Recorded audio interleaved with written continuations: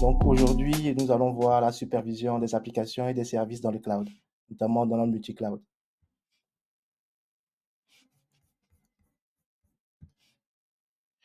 Quel sera l'objectif de ce que nous allons voir aujourd'hui? Nous allons voir comment on supervise en environnement multi-cloud, c'est quoi les challenges, c'est quoi les défis, comment est-ce qu'on y arrive et quels sont les outils qu'il faut mettre en place et quelle est la stratégie à adopter pour superviser en environnement hybride et hétérogène.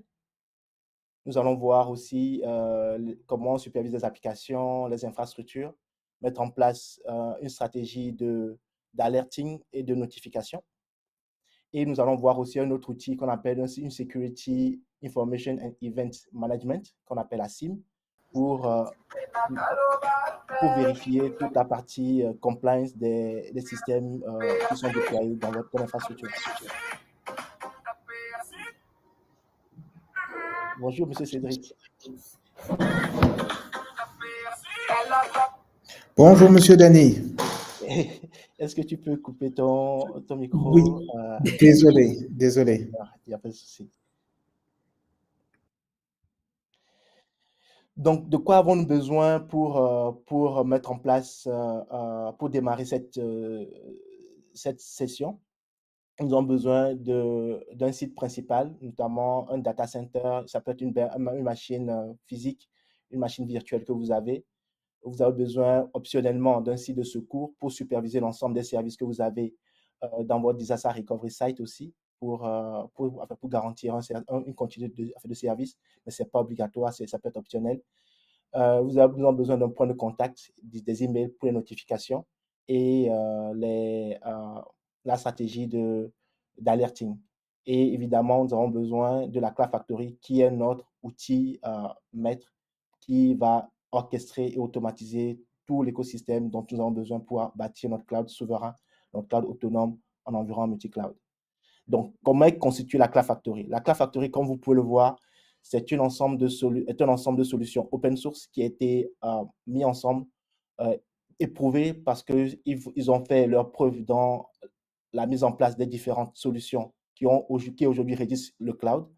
Donc, nous sommes capables de nous interfacer avec des environnements VMware, KVM, du LXC et du Firecracker pour provisionner des machines virtuelles et des conteneurs sans différence entre les différentes technologies, avoir des outils intégrés d'automatisation comme du Terraform, de l'Ansible, du Docker et du Kubernetes pour provisionner les différents environnements dans les différentes infrastructures. Et nous avons un gestionnaire de stockage qui est intégré. Donc, nous gérons tout ce qui est stockage distribué, stockage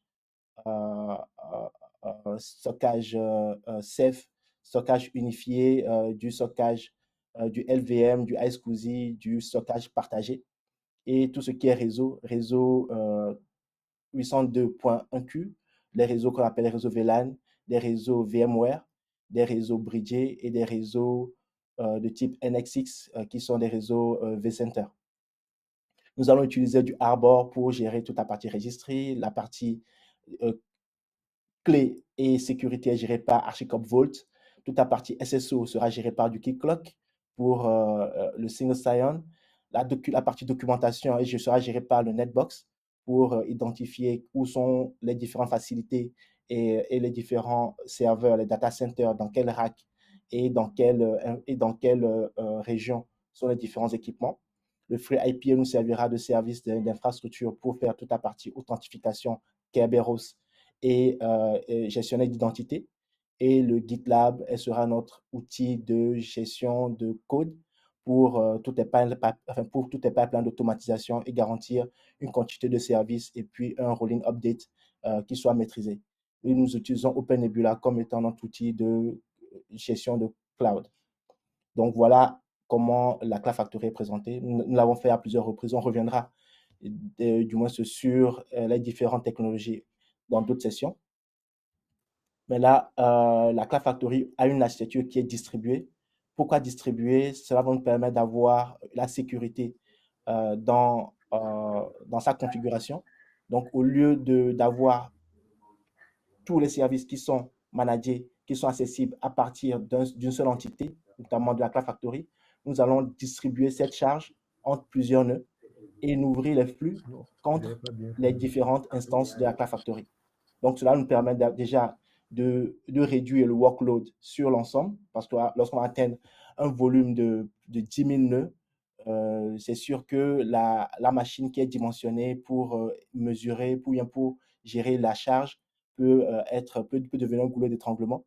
Donc, on peut avoir une architecture distribuée parce que le cloud, nous le pensons différemment. Le cloud, ce n'est pas avoir un système où tout le monde vient se concentrer à un seul endroit, comme le proposent aujourd'hui les hyperscalers, mais nous proposons une architecture qui est complètement distribuée, avoir un cloud qui répond à des contraintes, soit gouvernementales, à des contraintes régionales ou bien des contraintes départementales.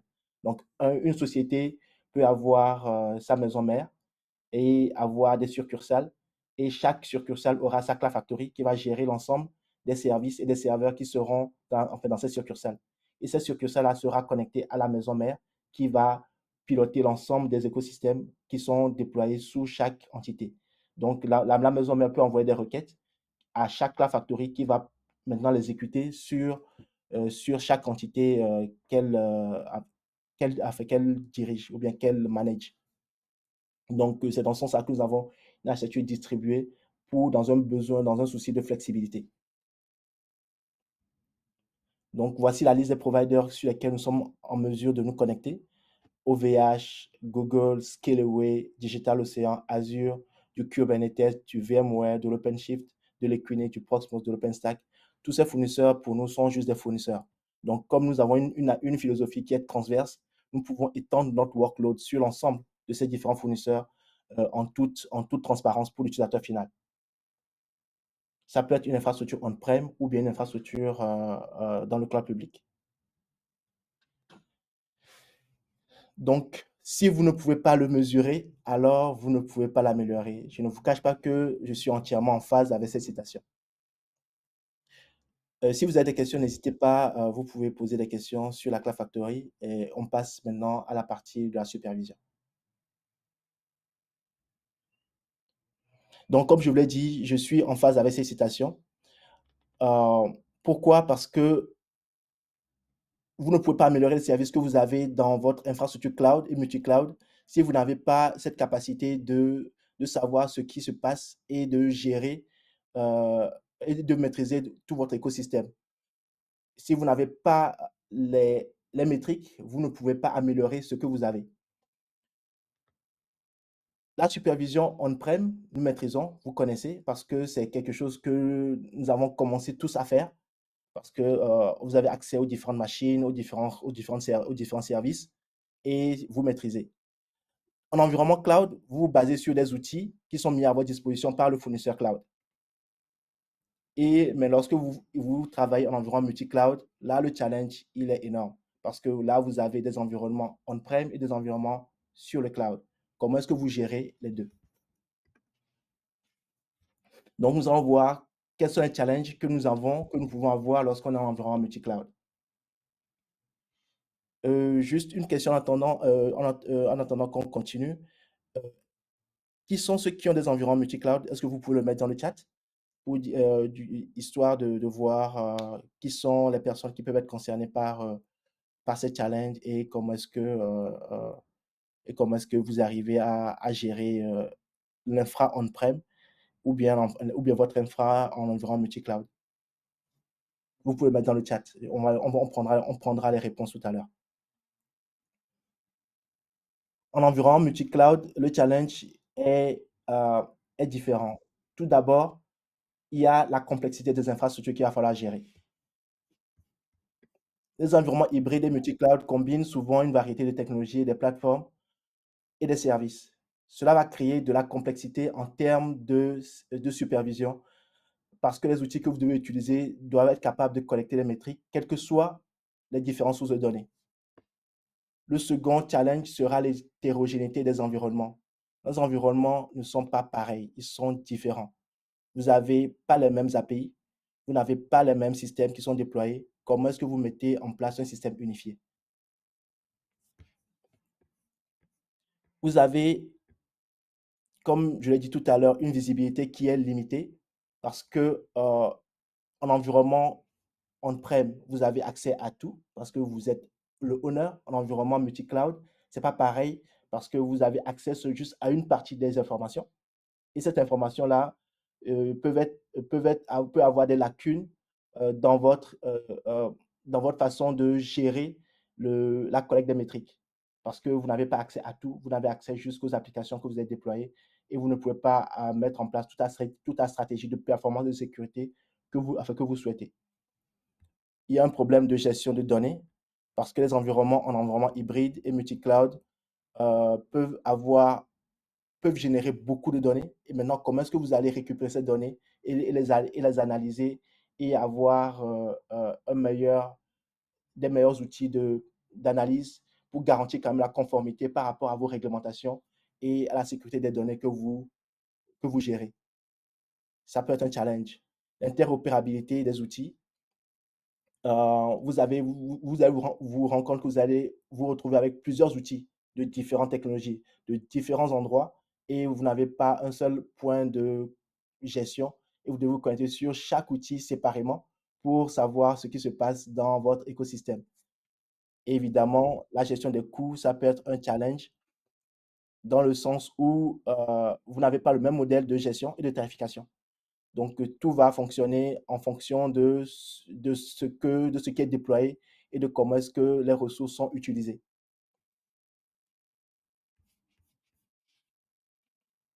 Ça, ce sont les défis que nous rencontrons lorsque nous sommes en environnement multi-cloud.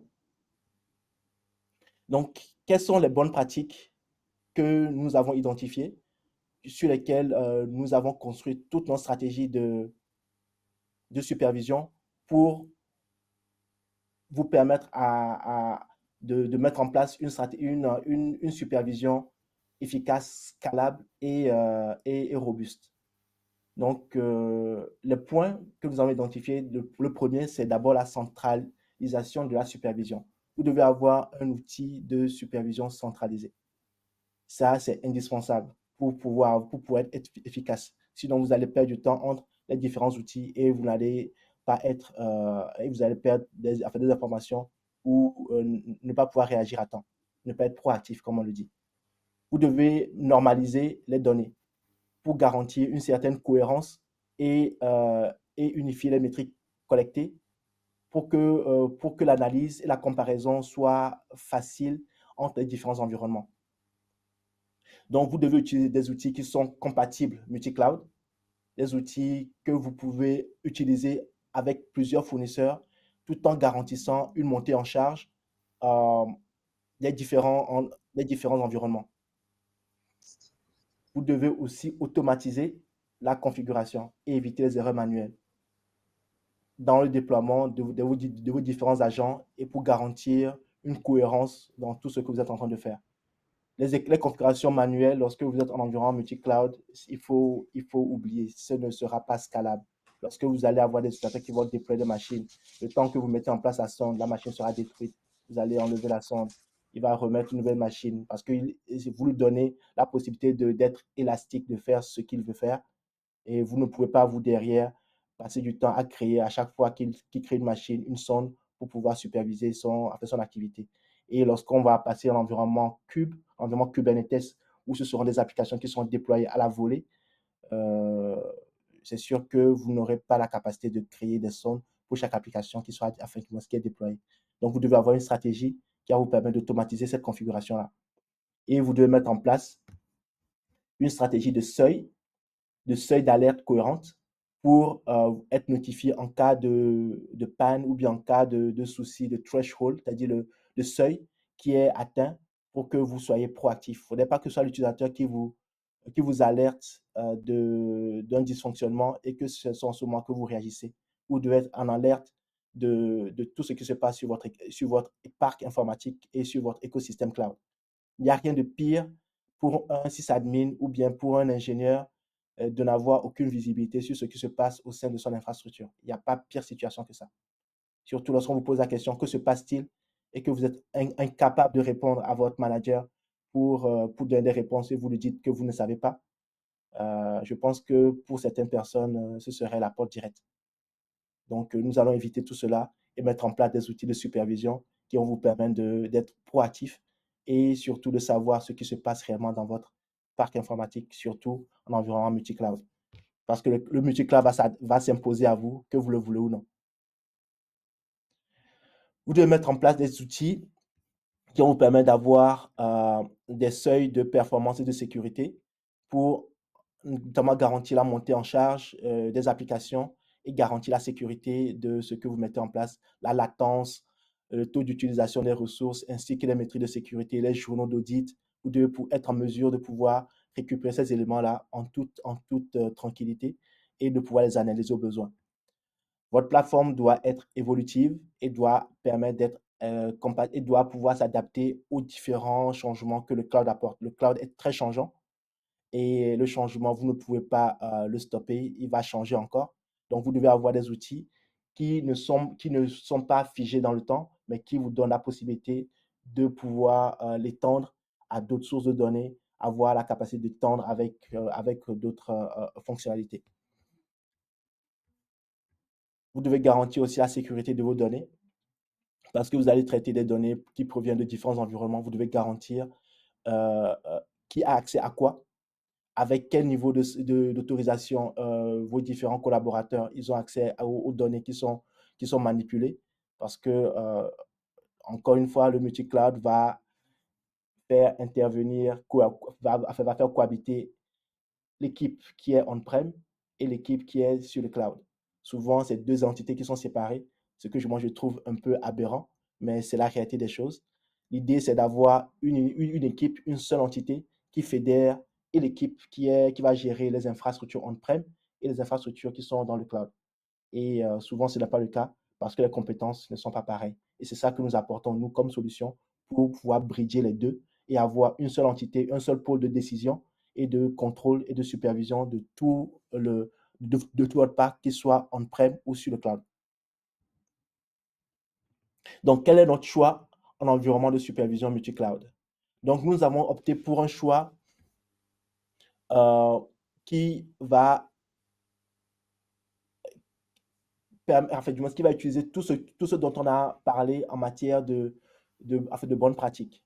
Donc, nous allons utiliser dans notre stratégie la suite Grafana et Victoria Metrics. Victoria Metrics, c'est un complément à Prometheus. Pour ceux qui le savent, Prometheus est un outil open source qui permet de superviser et de donner des alertes, qui va collecter des métriques et à partir de diverses sources et va les échelonner dans une base de données de time series. Sauf que l'inconvénient avec Prometheus, c'est qu'il ne va pas stocker cette donnée dans la durée. Pour tous ceux qui ont déployé des infrastructures Prometheus et veulent revenir à 1 an en arrière, à 2 ans en arrière, les temps des requêtes sont super longs parce que Prometheus n'a pas été conçu dans ce sens-là. Nous allons intégrer Victoria Metrics, qui est le complément à Prometheus, qui est compatible avec Prometheus, mais en plus, lui va apporter toute la partie stockage dans la durée, va utiliser d'autres mécanismes que Prometheus n'a pas pour permettre d'optimiser la mémoire, le stockage, va travailler sur ce qu'on appelle du stockage à froid, notamment stocker une plus grosse donnée, tout en garantissant quand même des temps de requête assez intéressants. Contrairement à Prometheus qui va plutôt fonctionner dans un système de stockage à chaud et parce qu'il va plus garder les données en mémoire. Donc, les deux concepts ne sont pas complètement différents, mais Victoria Metrics va venir en appoint pour compléter les lacunes de Prometheus. Donc, dans ce sens, comme vous pouvez le voir, nous pouvons gérer plusieurs data centers, plusieurs sites et avoir des agents qui, eux, derrière aussi, vont nous permettre de stocker tous ces éléments dans une seule base, Matrix ici, qui peut être une seule base ou bien plusieurs bases qui peut être mise en cluster, ce qui nous permet de nous connecter et d'augmenter le nombre de data centers de sites sans toutefois être limités dans leur capacité d'absorption et d'analyse des données, des métriques. Nous allons avoir une architecture qui est hyper, euh, qui va gérer plusieurs sources de données, notamment va gérer du Node Exporter, va pouvoir gérer tout ce qui est graphique, qui va pouvoir gérer tout ce qui est InfluDB, qui va pouvoir gérer tout ce qui est OpenTSDB et comment dire, l'analyser et le stocker et l'écrire dans la base de données. Donc, c'est une plateforme qui va pouvoir récupérer les données provenant de plusieurs sources. Comme je vous l'ai dit tout à l'heure dans les conditions, si c'était uniquement sur du Prometheus, il fallait convertir tous nos clients en Prometheus. Et des fois, si l'architecture n'est pas conçue pour Prometheus, il va falloir faire des migrations. Et ça peut être compliqué, surtout si vous devez gérer un parc existant. Donc, il va falloir migrer tout l'existant en matière, que ce soit les agents, que ce soit les graphes, que ce soit même le stockage. Ça peut être compliqué. Donc, alors, en utilisant une solution qui gère un ensemble, un grand nombre de sources de données, vous êtes capable de gérer tout ce qui est graphique, tout ce qui est InfluDB, tout ce qui est Node Exporter, tout ce qui est Prometheus déjà, et tout ce qui est comme OpenTSDB. Des questions? S'il n'y a pas de questions, on va passer à la partie console. Si vous avez, j'interromps juste Dani, si vous avez des questions qui arrivent entre-temps, vous pouvez les mettre directement dans le chat et on les prendra après. Donc, pour ceux qui... share this screen. Pour ceux qui n'étaient pas là, voici le dashboard de la Cloud Factory. Je vais agrandir l'écran. Où nous avons le dashboard qui présente les différentes machines.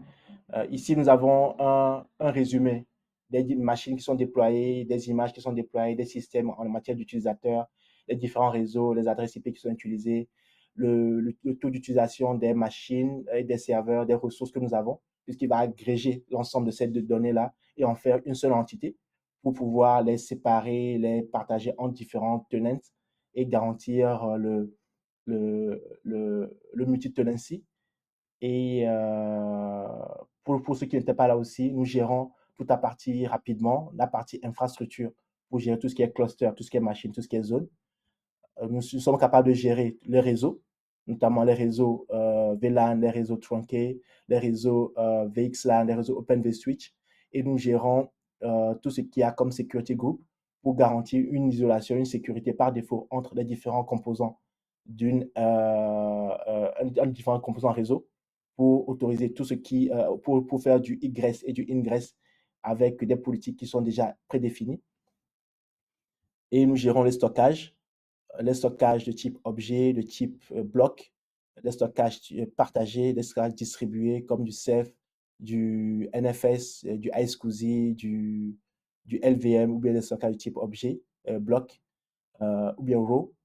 Nous gérons directement le backup. Comme nous l'avons vu la dernière fois, on peut faire le backup intégré et gérer le backup. Nous avons la marketplace qui nous permet de partager des images entre les différents tenants. Et les machines, après, nous pouvons déployer des machines, des routeurs et des applications directement avec les différentes instances. Là, pour revenir à notre système, nous avons déployé un routeur qui est là, qui est notamment le routeur OpenSense, que nous pouvons voir ici.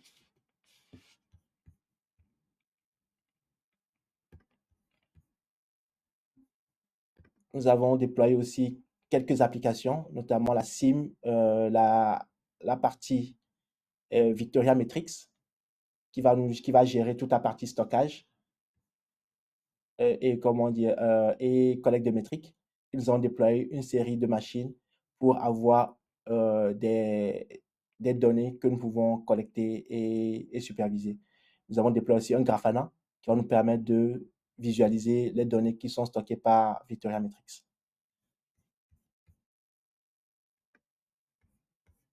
Donc, je vais passer ici. Je vais share this. Là, nous avons l'interface de notre Grafana. Et sur ce Grafana, nous pouvons voir quels sont les dashboards qui sont créés. Nous avons une certaine liste de dashboards, notamment dashboard sur le comportement même du Virtual Matrix. Donc, on peut superviser même le Virtual Matrix lui-même comme étant entité pour savoir quel est son comportement. Est-ce qu'il est surchargé, pas surchargé? Est-ce qu'il fonctionne correctement? Donc là, c'est le fonctionnement du Virtual Matrix. Et on fera d'autres sessions pour rentrer dans le détail de comment est-ce que tout cela fonctionne, pour voir comment est-ce qu'il ingurgite les données, comment est-ce qu'il les restitue, comment est-ce qu'il écrit sur les disques. On fera d'autres sessions qui sont uniquement dédiées à ça. Et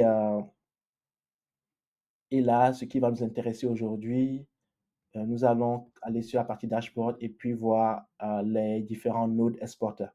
Les nodes exporteurs, c'est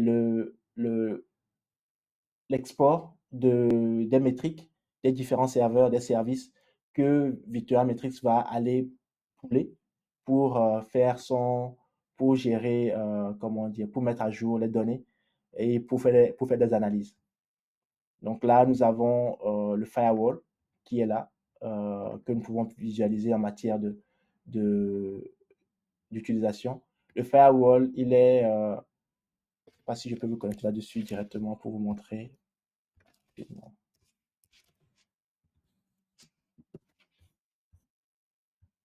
Le firewall, c'est de l'OpenSense.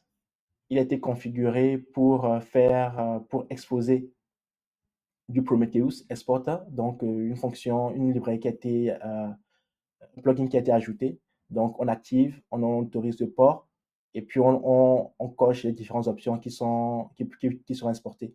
Et une fois que c'est exporté, on va demander à Virtual Metrics d'aller récupérer, d'aller scraper le contenu de ce routeur et en faire des métriques. Et notamment, ça nous permet d'avoir le graphe de fonctionnement, le CPU en matière de réseau, quelle est l'utilisation, est-ce qu'il est en sous-utilisation, est-ce qu'il est surchargé, et ainsi de suite. Donc, on peut avoir toutes ces informations directement parce qu'on a juste activé. Là, je prends la partie réseau. Je peux voir quel est le taux d'utilisation du réseau et ainsi de suite. Pareil aussi, je peux aller. Ah oui, c'est vrai que je n'ai pas partagé. Là, maintenant, je peux aussi aller voir aussi certaines machines que j'ai configurées dans la partie Node. Cette partie Node, l'avantage de Virtual Metrics, c'est qu'il va permettre de faire ce qu'on appelle aussi du discovery. Donc, ça veut dire qu'une fois que je vais ajouter une machine, il va l'ajouter automatiquement parce qu'il fera partie d'une politique de discovery que je vais mettre en place. C'est-à-dire là, c'est une politique de découverte automatique qui est mise en place et peut être par un fichier, par le DNS. Ça peut venir de consul, d'une base de données, ça peut provenir comment dire, d'autres sources de données. Et c'est là où il va faire régulièrement des poolings. Donc, il va chercher régulièrement à partir de la source. Est-ce qu'il y a des changements? S'il y a des changements, ou bien une source est disponible, il va la récupérer directement. Il va pouvoir le grapher parce qu'on aura défini un certain nombre de. On aura activé cette fonctionnalité-là sur l'équipement, bien sûr, la ressource. Donc là, pour les machines qui sont créées, je vais pouvoir les grapher automatiquement parce que je vais définir une certaine politique de pooling. Là, pour revenir à notre configuration, je peux maintenant créer une machine. Puis, sur chaque machine que je crée, je lui donne chaque machine que je crée a l'agent qui est installé par défaut là-dedans. Donc, une fois qu'elle est créée, va exposer directement ses métriques. Et maintenant, Virtual Metrics, lui, va chercher dans le DNS, est-ce que la VM ou bien est-ce que l'adresse qui correspond au pattern de recherche existe, si la machine existe, donc il va la récupérer directement, il va commencer à la superviser sans que je n'ai à le faire manuellement moi-même. Donc, je vais créer une machine, donc je vais prendre le Ubuntu en mode node exporter. Je lui donne un nom, je l'appelle VM05, je l'appelle POC et je lui donne en matière de caractéristiques, je lui donne les caractéristiques que je veux. Pour le moment, je peux prendre les caractéristiques par défaut, je peux l'ajuster Et je peux définir maintenant le host, la machine sur laquelle il sera déployé. Pour moi, je n'ai qu'un cluster, donc je le déploie dans le cluster de base. Donc, je vais faire créer la machine. Donc, la machine, il va commencer à créer la machine et va lui donner une adresse IP. Il va l'approvisionner directement. Et une fois que la machine est provisionnée, euh, Victoria Metrics va chercher régulièrement est-ce qu'une machine est disponible, est accessible. Si la machine est accessible, il va pouvoir la récupérer et puis il va commencer à graffer directement cette machine-là. Là, on attend le temps que la machine boot. Là, on est en train de démarrer. On peut commencer à voir la partie console et voir que la machine est en train de s'instancier. Donc, la machine a démarré. On va attendre juste le temps que Victoria Metrics récupère les changements. On peut attendre un tout petit peu. Donc, la machine n'est pas encore là. Donc, on peut attendre un tout petit peu le temps qu'il récupère. Si vous avez des questions en temps, n'hésitez pas à lever la main et à poser des questions.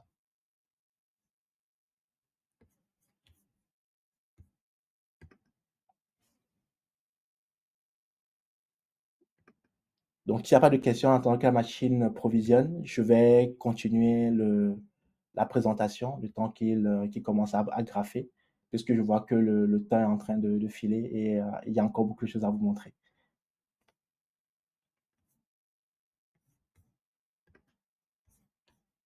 Donc, on reviendra là-dessus après. Maintenant, concernant les applications, là, on avait vu qu'on pouvait superviser les, euh, les infrastructures, les serveurs, la mémoire, le réseau et ainsi de suite. Donc, on peut se superviser aussi les applications directement en utilisant toujours soit des métriques qui sont spécifiques ou en utilisant d'autres, en utilisant toujours le même principe d'exposition. Chaque application va pouvoir exposer, qu'est-ce que je fais?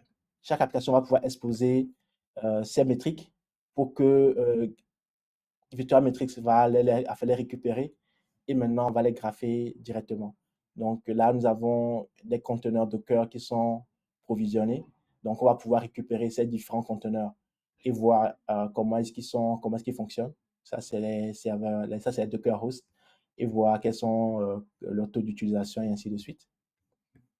Tout ça, on va pouvoir aussi voir aussi d'autres services de supervision. Ici, c'est le service de supervision lui-même, la machine elle-même, comment est-ce qu'elle fonctionne en matière de données, de charge.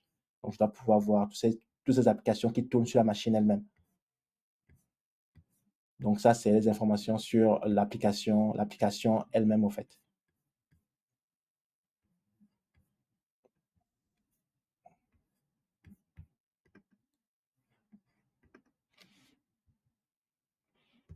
Maintenant, vous ne pouvez pas rester tout le temps devant votre fenêtre et regarder comment est-ce que votre système se comporte et comment est-ce que vous avez des alertes ou pas. Parce que le plus important, ce n'est pas juste de mettre en place ce système, c'est de pouvoir être notifié en cas de problème et pour pouvoir être proactif. Donc, vous n'avez pas tout le temps de demander à quelqu'un d'être devant son pupitre et de regarder. Donc, vous allez mettre en place un système d'alerting pour être notifié en matière lorsqu'il y a un seuil qui est dépassé ou bien lorsqu'un système ne répond pas ou bien ne respecte pas certaines normes que vous aurez identifiées. Ça vous permettra d'être proactif et d'éviter que ce soit le client, les utilisateurs qui vous notifient. Et même si vous notifie, vous êtes déjà au courant et vous leur dites, voilà, nous sommes au courant, nous travaillons déjà sur le sujet, sur le problème parce que nous l'avons déjà identifié. Et là, c'est beaucoup plus rassurant pour vous-même, pour les utilisateurs et surtout surtout pour vos managers. Donc, nous allons voir comment est-ce qu'on configure les notifications et les alertes dans dans le Grafana. Donc, je vais plutôt aller dans la partie alerting. Donc, sur les alertes, la règle est très simple. Il faut créer des règles d'alerte, telles qu'il a mentionné ici. Créer des points de contact et puis créer des notifications policies. Donc, pour notre cas, nous avons déjà créé un certain nombre d'alertes par défaut qui viennent avec la plateforme. Donc, vous avez les alertes de type santé de vos machines, de vos applications, des différents process. Vous avez aussi le taux d'utilisation des disques s'ils arrivent à certaines limites au niveau des agents ici. Vous avez euh, le tout lorsque le système arrive à, comment dire, lorsque vous arrivez à saturation de votre disque, vous pouvez être notifié. Et si lorsque vous avez trop euh, d'échecs par rapport à au target que vous avez identifié, notamment aux cibles qui sont identifiées, qui ne répondent plus, le système peut vous notifier, enfin, du moins, peut vous envoyer une notification. Nous avons configuré un certain nombre d'éléments par défaut, mais que vous pouvez toujours ajouter, puisque vous pouvez toujours ajouter de nouvelles règles et vous êtes en tout autonome là-dessus. Lorsque lorsque vous avez fini d'identifier vos règles, vous devez identifier les points de contact, notamment à qui envoyer les notifications lorsqu'il y a un problème ou bien lorsqu'il y a un souci. Donc là, nous avons créé une règle pour les adresses email. Lorsque le système détecte une défaillance, il va envoyer le mail à l'adresse qui est identifiée là. Donc, je peux éditer et voir Donc, l'arrêt par défaut, c'est par email. Ça peut être aussi par d'autres mécanismes. Ça peut être aussi du Discord, du Google Chat, du Microsoft Teams, du PagerDuty, du Senzu, envoyer dans Telegram, dans Telegraph, ou bien faire un webhook. Donc, il va appeler un autre outil qui va refaire une autre action derrière. Donc, vous êtes vraiment large sur les types de plugins et d'intégration vers d'autres systèmes. Donc là, nous pourrons faire un test d'envoi. Il me demande est-ce que je vais envoyer un message, je vais juste envoyer. Et le message que vous allez recevoir va ressembler à quelque chose comme ça. Va ressembler à quelque chose comme ça. Où il vous dit Grafana envoie une instance, c'est un test et voici l'alerte. Donc vous pouvez demander à Silence, à faire taire cette notification. C'est quelque chose que enfin, que vous maîtrisez, que vous êtes conscient. Donc vous pouvez demander à ne plus être notifié. Ou sinon, le système escaler, va aller à votre supérieur ou bien en fonction de la stratégie que vous aurez définie, va notifier d'autres entités si vous n'avez pas résolu le problème dans un certain délai. On peut revenir à notre système ici pour voir est-ce qu'il a fini de récupérer déjà le,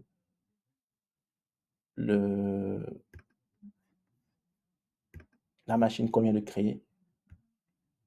C'est plutôt dans la partie Node. Voilà la machine 5 qu'on vient de créer là. Elle a apparu ici. Donc, elle a commencé à graffer automatiquement. Donc, voilà la machine 5 qui est créée, qui rentre aussi maintenant dans le processus de supervision. Donc, je n'ai pas eu à le faire manuellement. Il a détecté automatiquement parce qu'il faisait partie de la liste des policies que j'ai identifiées pour la découverte. Des questions? Je pense que Florian avait une question et qu'on peut la poser en même temps là avant d'avancer. C'était Oui, bon. comment est mise en place la sonde pour la partie Discovery? Est-ce que c'est avec Victoria est-ce que c'est Victoria qui va chercher les infos? Oui, la plateforme Victoria Bitrix est compatible avec euh, Prometheus. Donc, on va pouvoir demander à Prometheus c'est pratiquement la même configuration avec Prometheus. On va juste lui dire soit d'utiliser un plugin. Ça peut être un plugin de fichiers. Donc, il va chercher dans la liste des fichiers que tu lui as donné en entrée. Ou bien ça peut être le DNS. On lui donne l'adresse du serveur DNS et pour dire cherche dans ces serveurs-là, dans ce domaine, les serveurs de type A ou bien de type 4 fois A pour les adresses IPv6, ou bien le type MX, ou bien le type CNAME, ou bien le type TXT. Tu lui donnes le filtre ou bien le regex, et lui va faire la recherche régulièrement à une période donnée que tu peux identifier aussi, soit toutes les 2 minutes, toutes les 5 secondes, en fonction de la charge que tu as envie avec la fréquence avec laquelle tu as envie de mettre en place ta stratégie. Et régulièrement, il va aller récupérer, il va chercher le, dans la base si le serveur répond et si il envoie bien ses métriques sur le port concerné. Et si oui, il va l'intégrer directement parce qu'il aura découvert.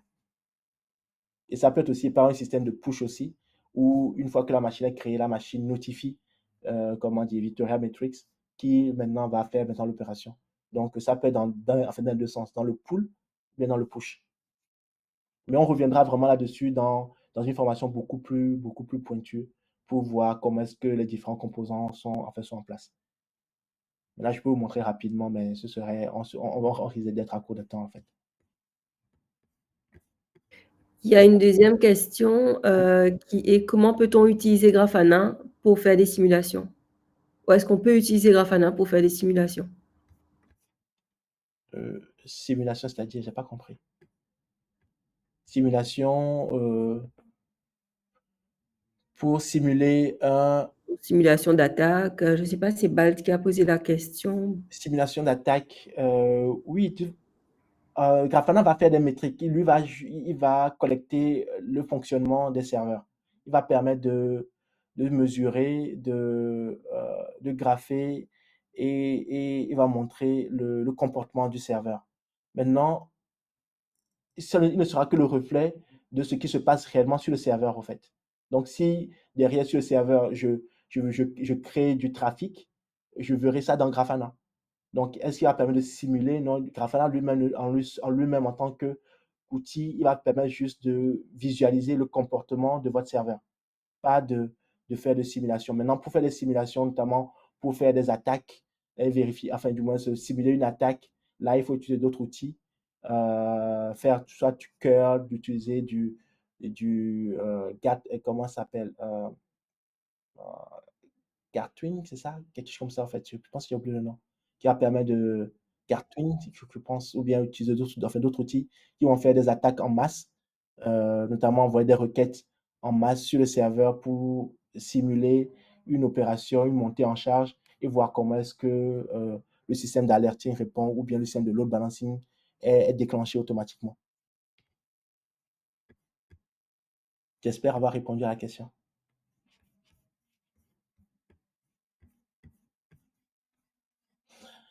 Donc, concernant le dernier point, c'est nous allons voir la partie SIM. La partie SIM, c'est Security Information and Event Management.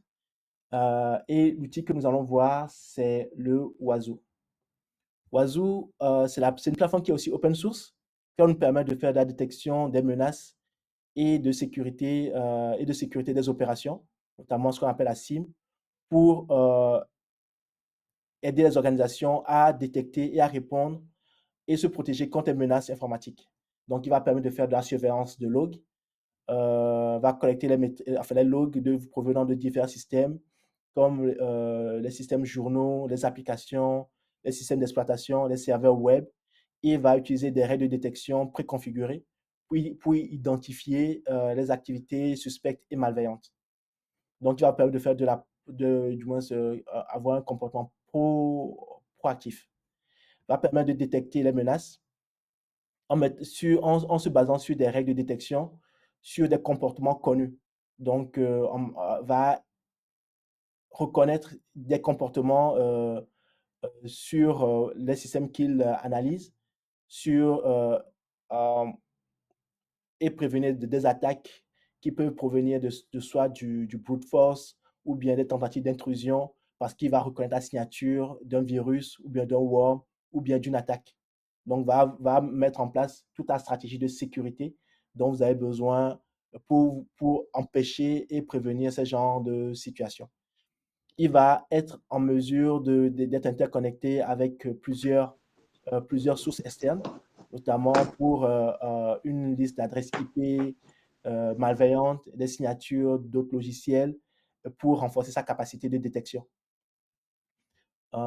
Utilisé pour gérer les incidents de sécurité, pour fournir des alertes contextuelles, de gérer les rapports d'incidents et faire suivre et gérer leur suivi de résolution.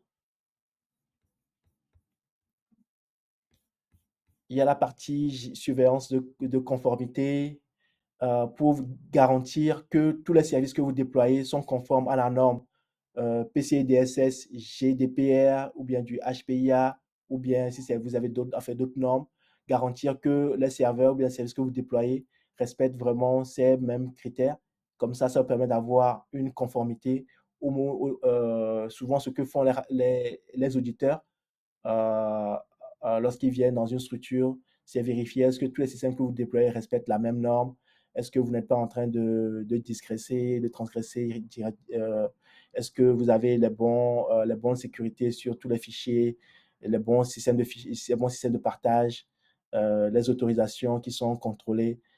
Bref, tous les rapports d'audit du moins qui sont livrés, on verra que nous, si on peut le générer aussi directement. Et ça peut faire même partie de toute votre stratégie pour que lorsque les auditeurs arrivent, qu'ils n'aient pas à refaire ce travail-là parce que vous aurez déjà fait tout le travail qu'il faut. Parce que tout ce qui est déployé est maîtrisé et géré. Euh, il est capable de se connecter, de s'intégrer avec d'autres outils pour gérer toute la partie vulnérabilité, antivirus et politique d'intrusion, de détection d'intrusion et de protection d'IPS. Gérer, renforcer la sécurité de votre système d'information va permettre de gérer plusieurs environnements et d'étendre vers d'autres plugins, notamment toujours avec cette notion de scalabilité et qui est très importante pour que voilà, pour intégrer d'autres outils si d'aventure ça n'a pas été pensé à la base dans le système. Donc nous allons voir comment est-ce que nous utilisons le Wazoo dans notre infra. Je vais revenir sur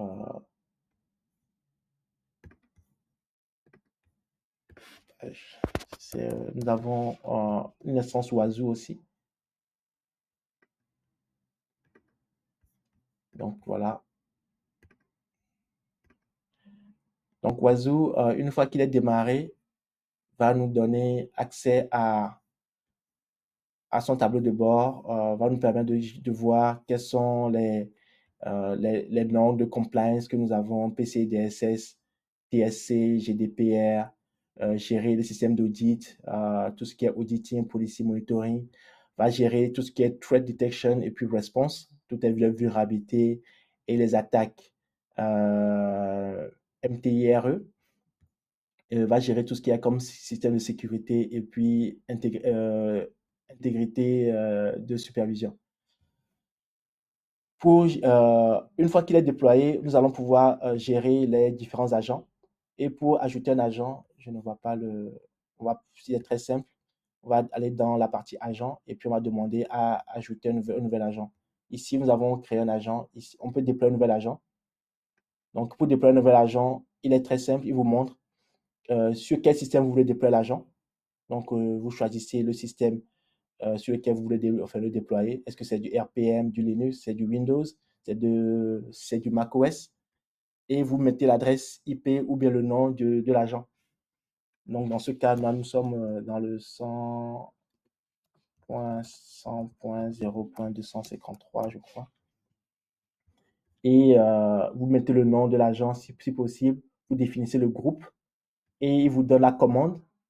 Comme vous pouvez le voir ici, il vous donne directement la commande qu'il faut pour déployer cet agent-là directement. Et cette commande-là, vous pouvez la mettre directement dans la configuration de votre outil d'automatisation ou nous pouvons le mettre directement dans notre Cloud Factory pour que nos prochains agents soient déployés avec la même configuration. Donc là, dans ce cadre-là, je vais copier la commande. Je vais ouvrir mon terminal, je vais me connecter sur le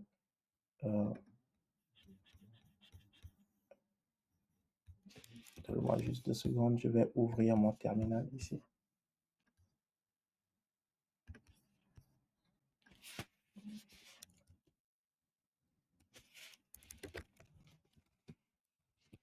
Je viens de créer une machine tout à l'heure avec l'adresse, je ne sais plus, 55, je crois. C'était la machine que je viens de créer. Et là, je vais juste demander à coller à coller la commande de configuration et il vient d'installer la sonde. Et je vais juste maintenant démarrer la sonde avec. Il me met toute la commande, en fait, toute la commande ici. Hein. De toute façon, vous allez voir toutes les commandes ici, en fait. Donc, il me dit qu'il faut redémarrer le load, le démon, et puis démarrer l'agent. Donc, je copie. Là, je vais montrer la présentation. Et là, je le colle ici. Si j'ai pas envie de m'embêter. Et il me crée les différentes configurations.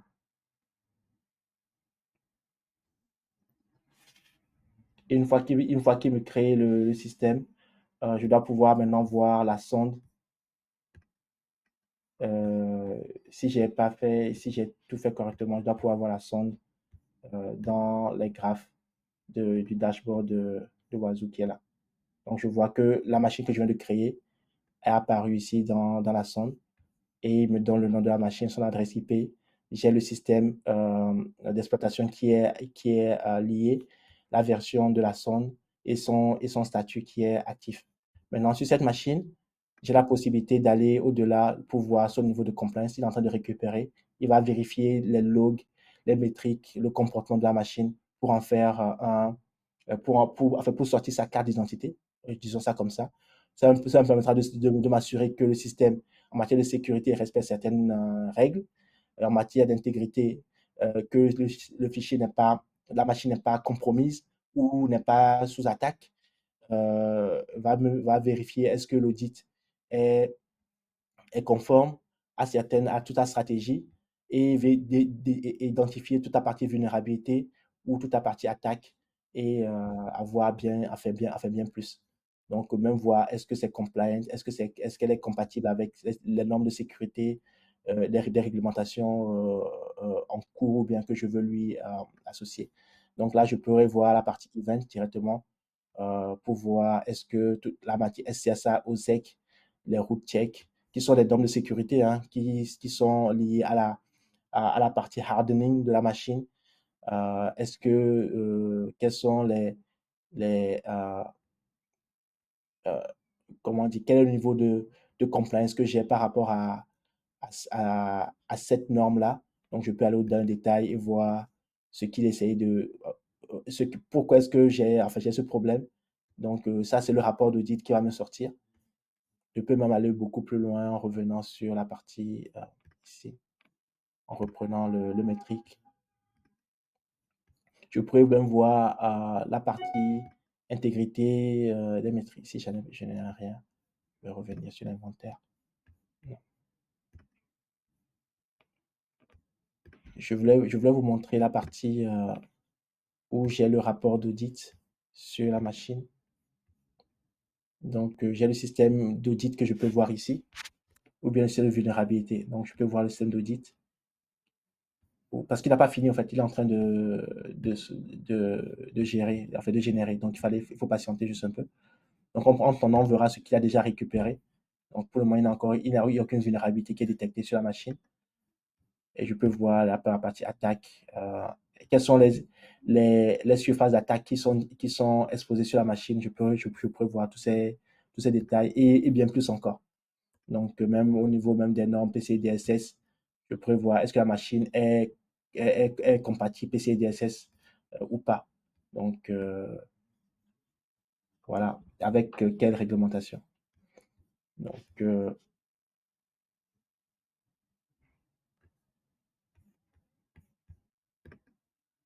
des questions? Si vous n'avez pas,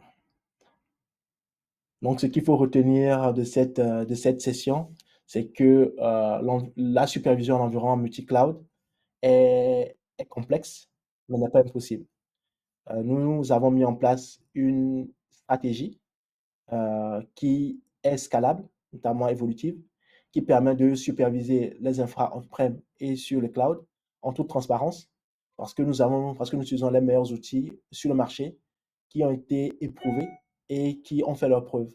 Virtual Metrics est utilisé par de grandes sociétés et si c'est eux qui l'utilisent, je ne vois pas pourquoi est-ce que nous, on ne le ferait pas. Donc, ce sont des solutions qui sont déjà prêtes à l'emploi. Donc, plus jamais n'avancer, n'ayez des infrastructures qui ne sont pas supervisées, parce qu'il n'y a rien de pire que de ne pas être au courant de ce qui se passe au sein de votre infrastructure, parce que là, vous n'êtes plus en contrôle du tout, et ça peut être dommageable pour vous si vous n'avez pas un point de repère par rapport à votre point actuel. S'il y a des comportements qui ne sont pas maîtrisés, vous n'aurez aucune idée. Donc, nous mettons en place une solution qui est prête à l'emploi avec tous les composants, comme on l'a vu la dernière fois, le backup qui est intégré, la supervision qui est intégrée, qui est essentielle, mais qui est intégrée, la gestion des images et de déploiement des serveurs, des services en environnement multi-cloud qui est intégré. Vous avez toute une solution qui est déjà prête à l'emploi pour gérer votre cloud on-prem et sur le public avec tous les services du cloud, élasticité, disaster recovery plan, multi-tenancy, portail de self-service pour les utilisateurs, mais tout cela avec la possibilité de superviser tout ce qui est déployé, de monitorer tout ce qui a été mis en place et de garantir un niveau de compliance assez solide de ce qui est déployé pour que vous ne soyez plus jamais tenu en échec ou pour que vous n'avez pas, puisque la sécurité pour nous nous ne transigeons pas avec la sécurité. Pour nous, c'est capital et ça fait partie de toute la stratégie que nous avons mis en place pour vous garantir un fonctionnement optimal qui respecte toutes les règles de sécurité, même en environnement aussi hétérogène. Merci.